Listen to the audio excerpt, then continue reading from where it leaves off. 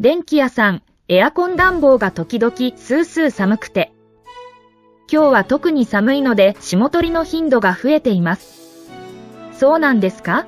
でもどうしたらいいか。